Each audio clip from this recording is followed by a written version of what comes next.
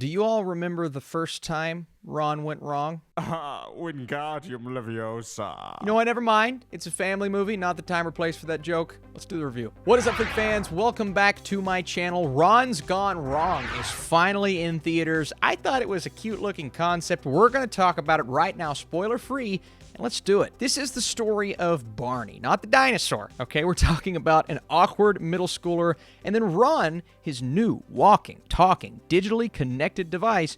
But Ron's malfunctions, set against the backdrop of social media, launches these two on a journey to learn about true friendship. What a sweet concept. A concept, though, that we've seen before. I mean, just this year, we got an animated film dealing with technology, the power of technology, connecting or disconnecting from the world around you in The Mitchells versus the Machines. But thankfully, this is a very different premise, and the story progression is really focused on these main two characters here. And like I said, Barney and Ron, you have a human being and this robot, but not your normal robot. No, see, everyone is connecting to these devices, and these devices are essentially running the world. They are called the Bebot, and everyone and their grandma, well, not really, mostly kids, but everyone has a Bebot. When you get a Bebot, it allows you to basically connect to every social media there is. Find friends around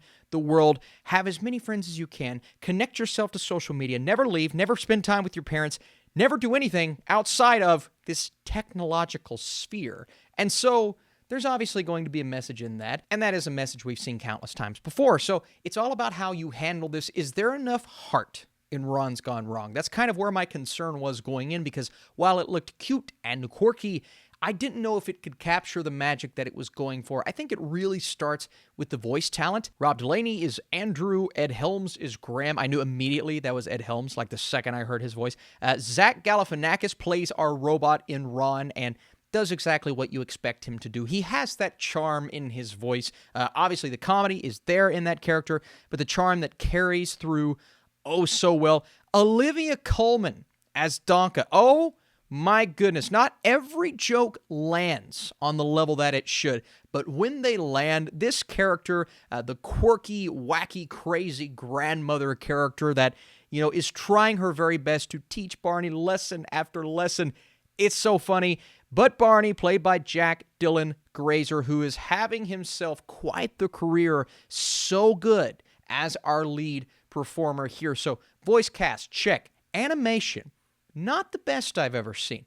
It's definitely going for a very specific look, and that look is fine. It's cute. There's a lot of color within this animation. The art style itself works well. I think some of the character designs were a bit off, but when you get into the Bebots themselves, they look good, right? It's cute, it's charming, and when you're exploring the Bebot for the first time, here's everything this Bebot can do. It's almost like this Steve Jobs Apple presentation. Well, there's actually two people in charge here. One person whose concern is strictly money. I don't care about the kids. I don't care about anything that goes wrong. But when something does go wrong, okay, how is this going to affect my pockets?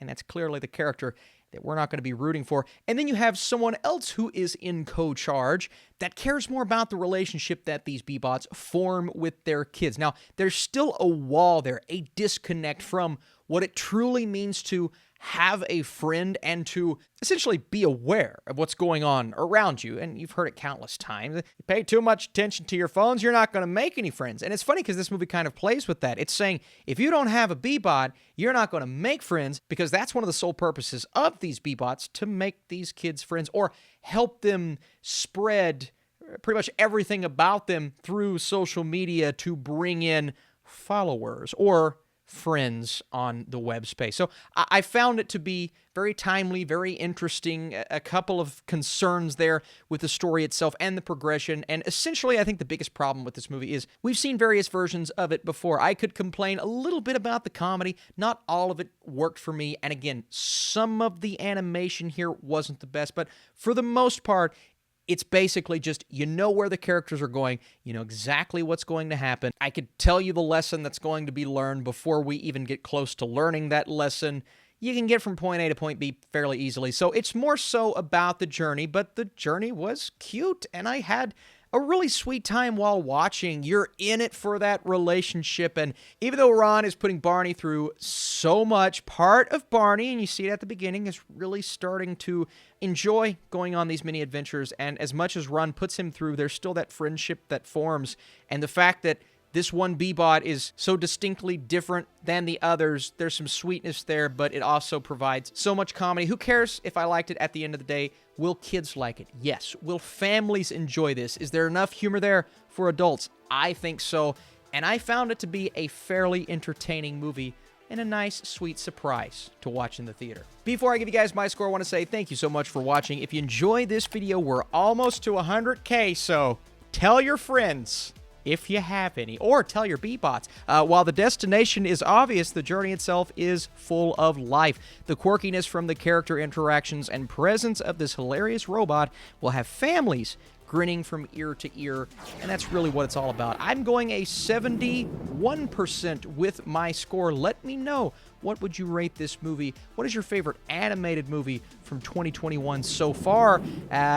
We're almost to the end of the year here, guys, so we're winding down. We'll be ranking some animated films here soon. I guess Encanto may be the last one. All right, I'll see you soon.